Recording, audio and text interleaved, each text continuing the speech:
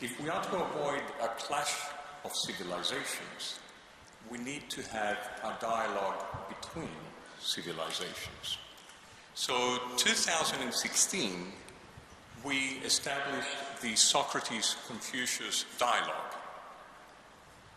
A couple of years ago, when I spoke to Jeffrey Sachs, he asked me, why Socrates? It should be Aristotle. So 5 years later, we will do the Aristotle and Confucius dialogue. So Confucius, aka Ban Ki-moon, and Aristotle, aka Jeff Sachs, please join Roger Cohen, who will facilitate this dialogue and prevent us from this clash of civilization. Welcome, everybody, to the Democracy Forum, 10th edition.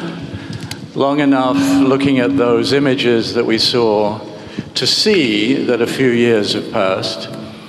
I am very happy to see you all here, and rather remarkably, I'm joined tonight by Aristotle on my left and Confucius on my right.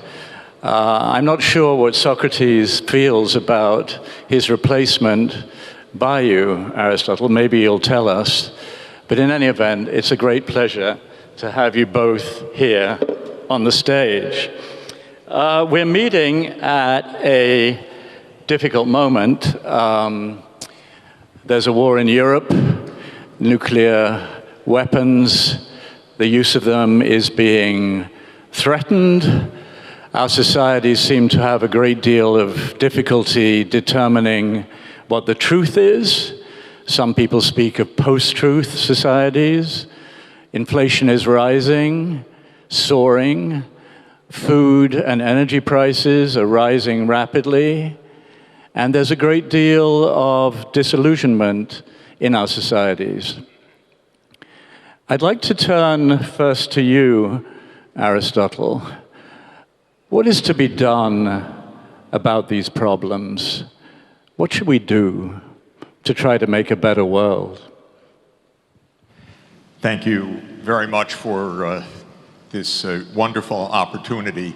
I can tell you it's very easy for me to take this position because for 10 years I had the incredible honor to be special advisor to Secretary General Ban Ki-moon, and I always felt that I was advising Confucius. I really always felt that I was advising an extraordinarily wise man who understood the core of Confucius's approach, which was relationship. Because the Secretary General would always explain to me, if I'm meeting my Chinese counterpart, or my American counterpart, or my counterpart from Germany, what are the special implications and feelings? What are the proper rights in order to honor the counterparts? And by honoring those counterparts, he accomplished remarkable things, the Secretary General. In fact, bringing us the two most important agreements of modern times, the Sustainable Development Goals and the Paris Climate Agreement. And those are agreements that reached 193 member countries. To do that, you need the wisdom of Confucius. So what does Aristotle bring to this? May I remind you, you are Aristotle. And why do I sit as Aristotle and I suggested not as Socrates? Socrates, of course, was declared by the oracle at Delphi as the wisest person in the world. He had great doubts about that, so he spent his life asking people about what is a good life. They could never give a coherent answer. So he finally realized, maybe I am the wisest person because I know I don't know the answers to these questions. And that was his conclusion. But my sense is that his philosophical grandchild, from Socrates to Plato and Plato to Aristotle, did know important answers. Aristotle gave us the two greatest books on this topic of human well-being ever written in the Western tradition. And they come together as a volume. The first is the Nicomachean Ethics, about personal behavior, and it is paired with the Politics, which is the invention of political science, but not Machiavelli's political science. Aristotle's political science is politics for the good, for the human good. Politics based on ethics. Now, Aristotle told us something of enduring value, 2,300 years of enduring value. But I think in the modern age, the first thing Aristotle would have done is to pick up the phone or send a WhatsApp to Confucius and say, could you come over to the Athens Forum? We need to talk. And here you are. Because it seems to me like our theories, while they're phrased differently, are really similar, because both of our theories put the essence of a good society in virtue. It's the virtue of the leaders, it's the virtue of the citizens. This is the core of Aristotle's political thought and Confucius's political thought. We lost it in the year 1514 when Machiavelli told us, no, it's not virtue, it's how tricky you can be. And then politics became managing power, not cultivating virtue and well-being. And I believe that we need Aristotle and Confucius back again as our real guides, not the study of power, but the management of human well-being based on virtue. Because we've lost even the concept of this, ladies and gentlemen, of what is a virtuous life. And before we hear from Confucius, I want to say my favorite part about Confucius, because it also exemplifies Secretary General Ban Ki-moon. He said, if we can come to appreciate and understand courtesy and music better, there will be no more war. And I want to put underscoring on courtesy, because it's not even a concept. In my country, no courtesy. We have the right to do this. We do what we want. Nancy Pelosi, we fly to Taiwan because we can do that. No courtesy. If there's no courtesy, there can be no peace. There will only be war. So Confucius has it exactly right. We need courtesy. Thank you. Thank you very much, Aristotle. Confucius, if I may turn to you, and please remember you are Confucius. When you say I, you are speaking as Confucius. Confucius, in an age where everybody can shout publicly through social media, and there's so much noise, and as Aristotle just said, a loss of a sense of politeness, respect, courtesy, is it too much to ask that your virtues, the virtues you believe in, be respected?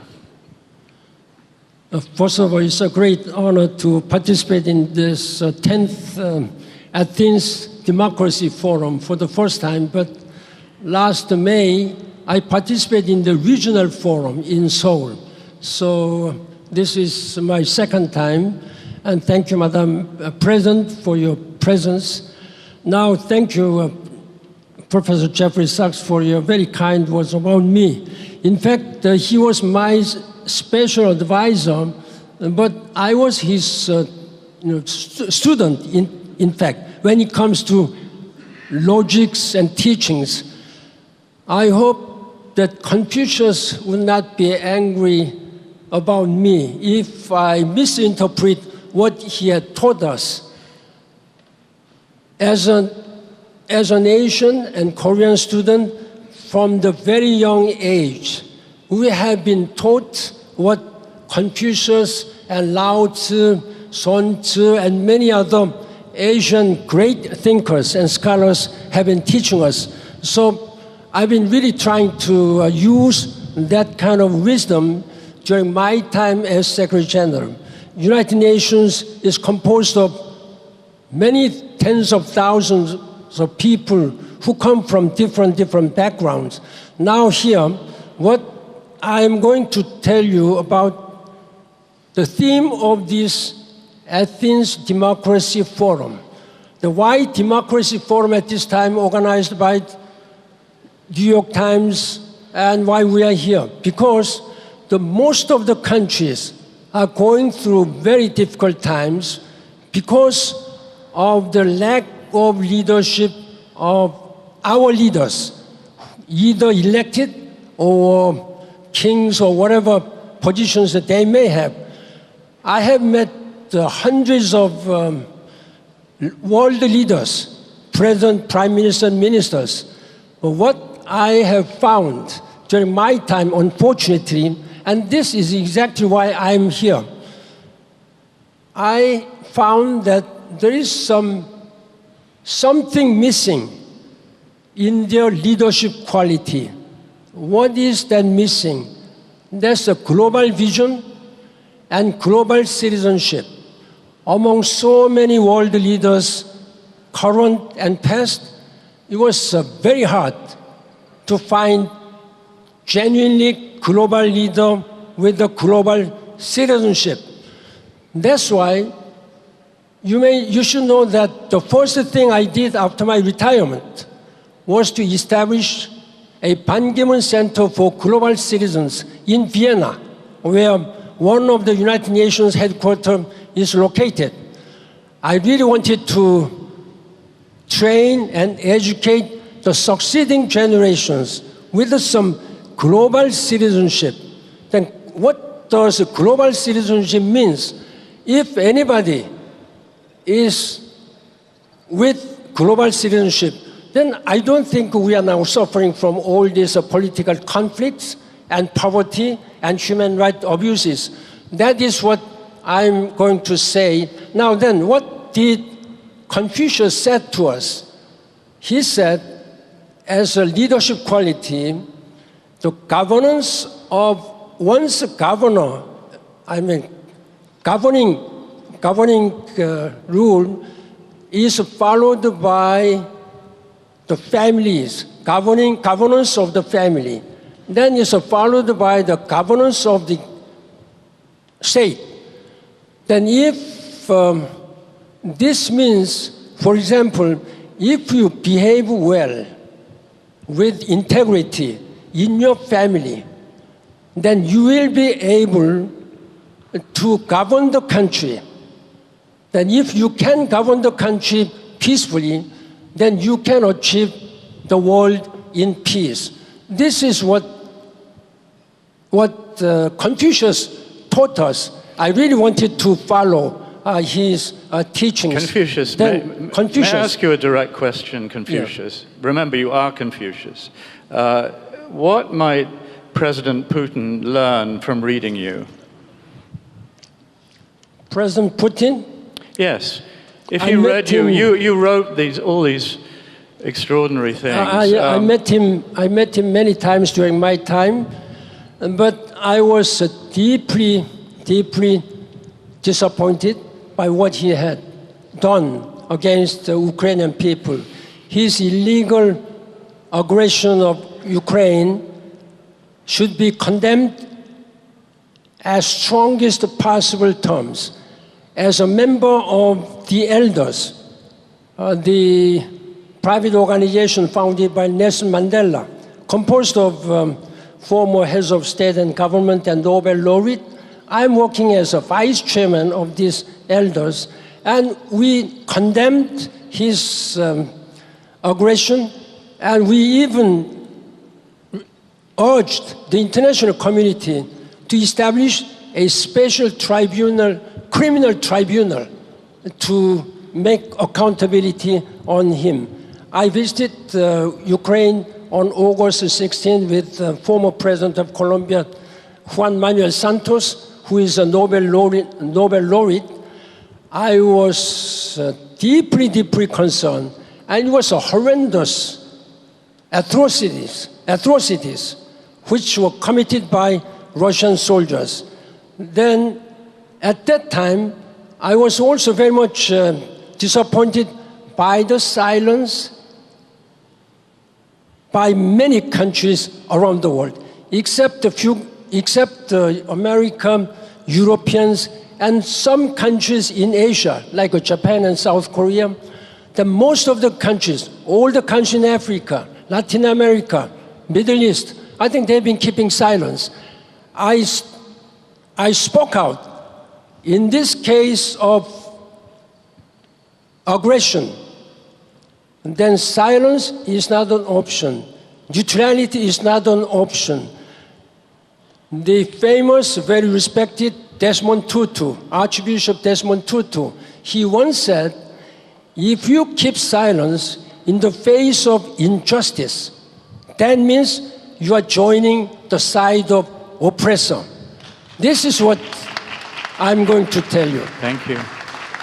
Aristotle, if I may turn to you, you've journeyed through time and done extraordinary things to get here. You have in your writings the idea of the golden mean, the idea that balance is essential to life, moderation. Aristotle, as you look around the world, do you feel that we've lost that sense of balance, that we just hurtle helter-skelter from one thing to another and have lost this concept that can be an orienting compass in life? I think that the war and the geopolitical crisis between the US and China is a reflection also of the loss of balance, but not only in the way that it is commonly understood. Aristotle, I guess, yes, I happened to be advisor to President Gorbachev, and that's extraordinary. How did you do that? Were you on a some kind of a hotline? When you are the world's somewhere? greatest philosopher, you can do all sorts of things. And the advisor to President Yeltsin, and the advisor to President Kuchma in the first years of Ukrainian independence. So I saw one crucial thing, which was that at the end of the Cold War, the United States and Germany promised to the Soviet Union and to Russia, if you disband the Warsaw Pact, we will not extend NATO. You actually witnessed this, Aristotle? You are saying that you witnessed this? Absolutely. It's disputed by former Secretary James Baker, you name it. It is. You saw, you heard it, you were in the room? If anybody would like to write to Aristotle's email address, sachs@columbia.edu, I will send you to the archival files that show explicitly how Hans Dietrich Genscher said explicitly, we will not move an inch east. And also how the Secretary General of NATO in the NATO meeting in 1990 said, we will not move east at all. So Aristotle, are you blaming the current crisis on the West breaking its promises? I am blaming the current crisis on the lack of balance and moderation. Absolutely. Because the idea that this is only one side is a myth. This is a crisis that has been brewing for 30 years. And every year, Russia said, please do not come closer to our borders. Please do not come closer to our borders. Please do not come closer to our borders. That's the truth, ladies and gentlemen. So you think... And in 2008, nonetheless, do you interrupt Aristotle? Well, Please. Sometimes I'm obliged to. I know you've come a long way, you must be tired, but I feel I have to from time to time. Please.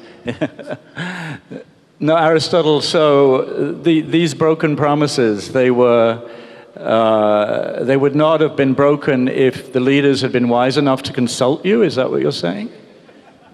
We had very wise statesmen who followed Confucian and Aristotelian thought.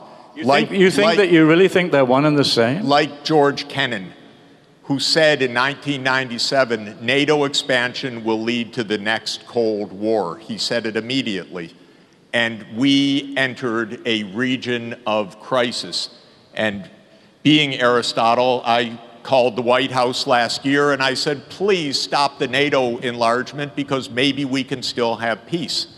But they're not philosophers, they're people of action, and they were not interested in stopping any expansion. They declared 3 times in 2021 that Ukraine will be a member of NATO. We trapped Ukraine in the middle of this battle between these 2 giants. It's an utter tragedy for Ukraine, an utter tragedy.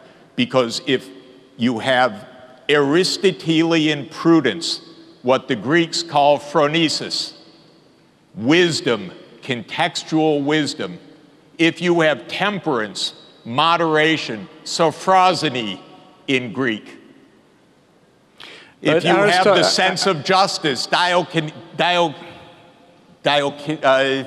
excuse my Greek, diokizny.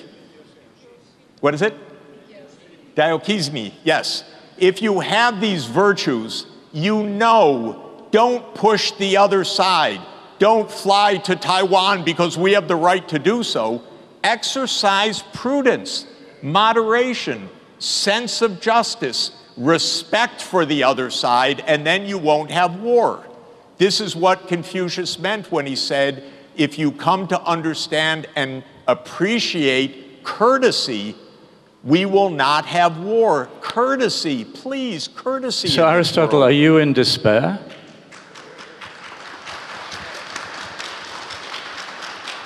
Aristotle, have you despaired? This century, we're not yet a quarter of the way through the century, but Aristotle, you seem to be writing us off because we've lost touch with the most fundamental values that we need for a peaceful world.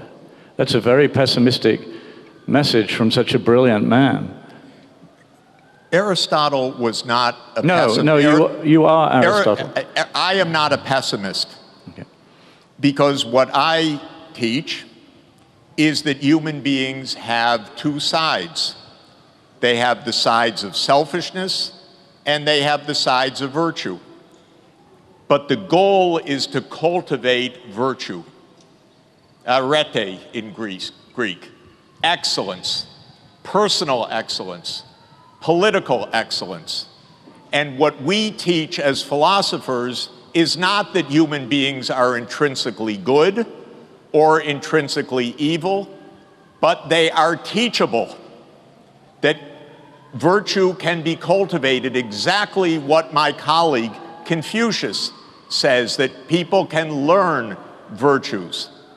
Now, I also know, and I'll just say, it's every generation's responsibility to keep working for virtue because it's never a done deal. And the greatest philosophers, my teacher, Plato, was attempted 3 times to be an advisor to the governor of Syracuse. He failed all 3 times. It's hard to be a foreign advisor, by the way. They don't listen to you, even to my teacher, Plato. But it doesn't mean you can be pessimistic. It means we have to redouble our efforts at our own virtue. Because by cultivating our own virtue, we cultivate the response in others as well. That's the idea of courtesy. Thank you. Thank you very much, Aristotle. Confucius,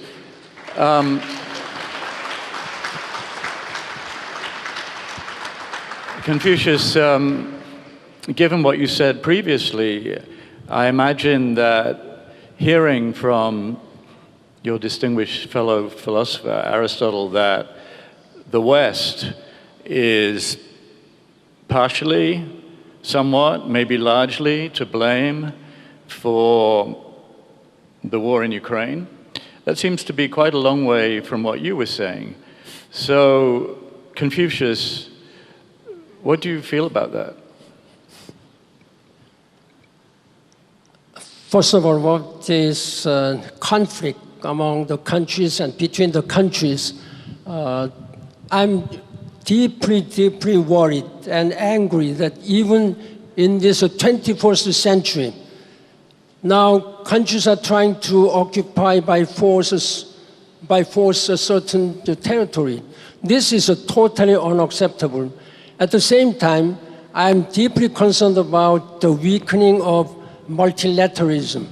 If multilateralism has been supported and strengthened, if the United Nations systems, particularly Security Council, has been really up to the commitment in the Charter of the United Nations, I think we should not unnecessarily suffer from all this, particularly people from Ukraine. Therefore, as a former Secretary General, I'm very sorry that the United Nations has not been able to discharge its charter provision, charter duty. There should be some loud and clear from the international community that they should reform the Security Council.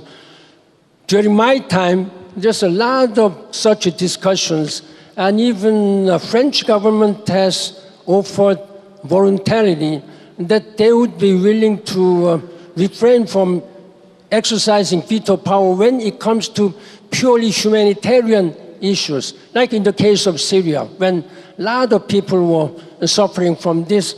And then most of the veto power, they rejected this one. That's where we stopped. Therefore, we should not repeat what we had been repeatedly making failures. This is what I'm urging again. We have to meet the demands of the international community. There are many people who are suffering from hunger, abject poverty.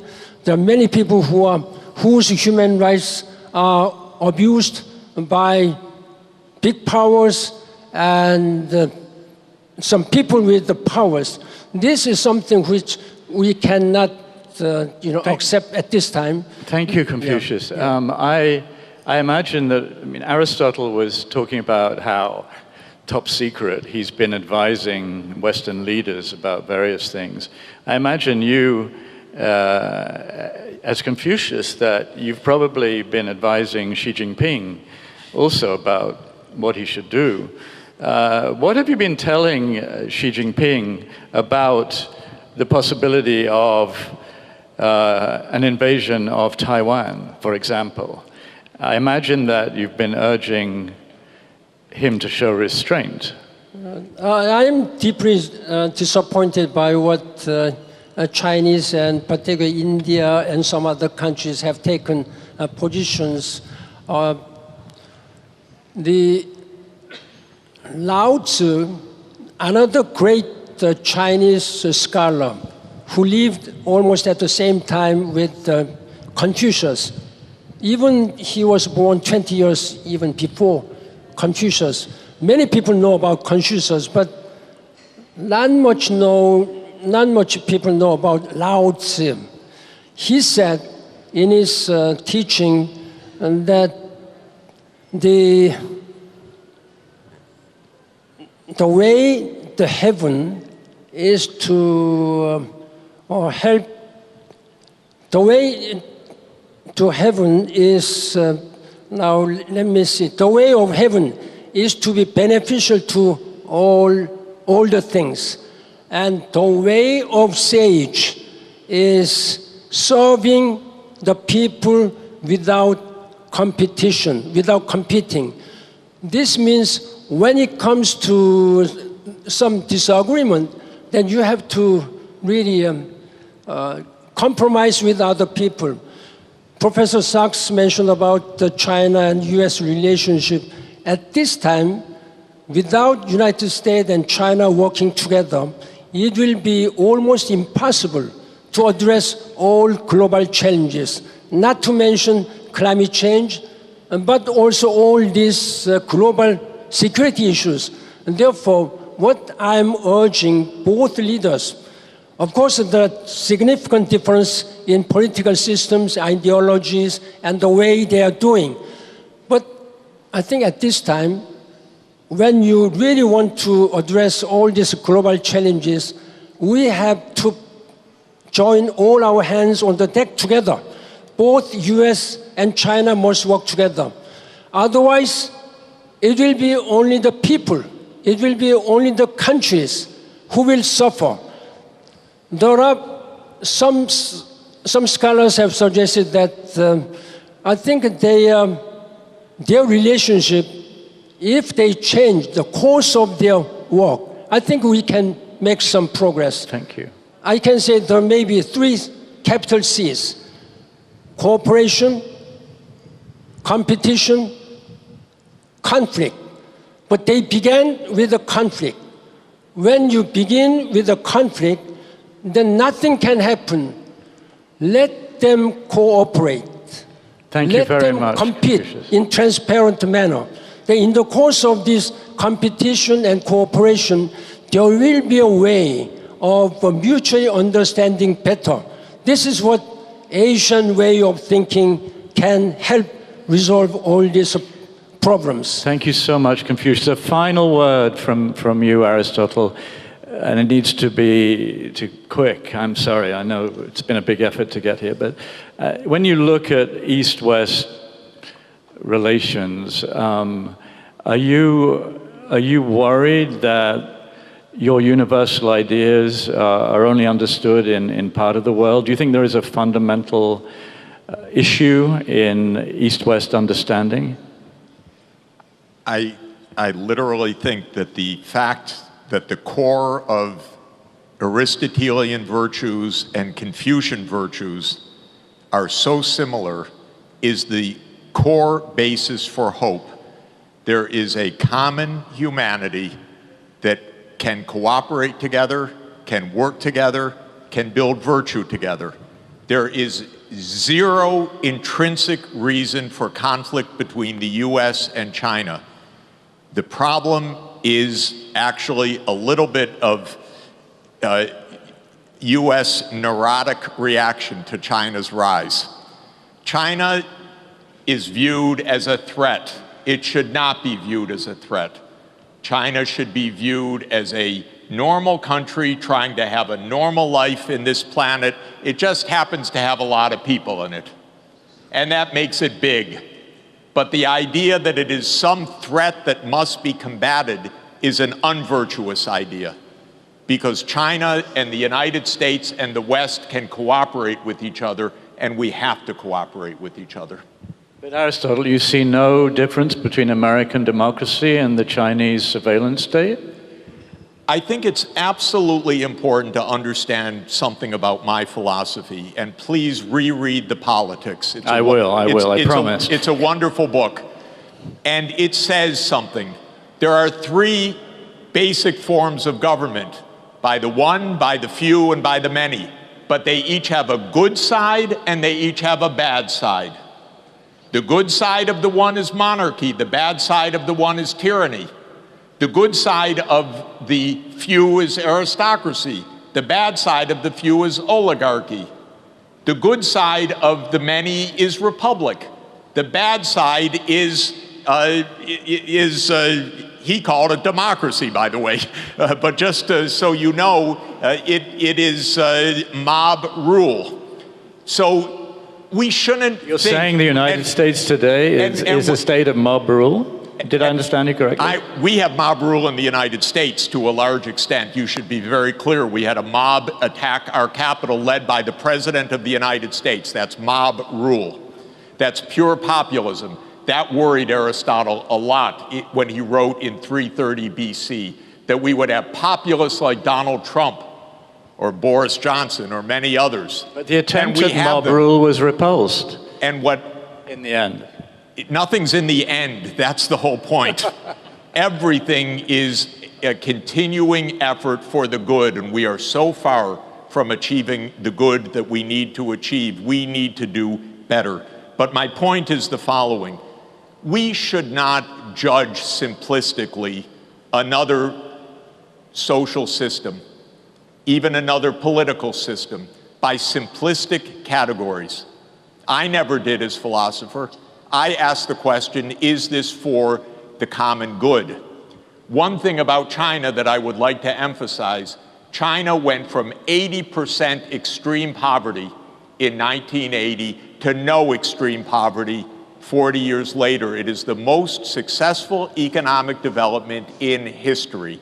It learned a lot from Korea, by the way. It learned a lot from Japan. It learned a lot from the neighbors. It's extraordinarily successful. Life expectancy rose enormously. Education rose enormously. Quality of life rose enormously. Hunger fell completely. This is an accomplishment. We should take joy in China's accomplishment, not fear from it. We should congratulate China for its good works, and we should sit down and understand each other, because there is so much common interest, but we don't even talk to each other. We point fingers. We say they're on the other side of the divide. We don't want to talk. The first bit of wisdom, to go back to Socrates, is to talk. And that's what we need to do. Thank you very much, Aristotle. Thank you, Confucius. Thank you all.